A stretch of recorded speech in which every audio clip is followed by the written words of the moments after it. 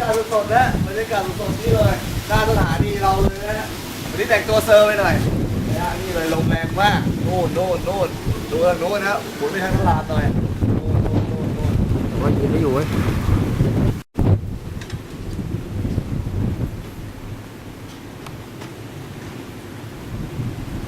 เสียงลมดังแรงมาก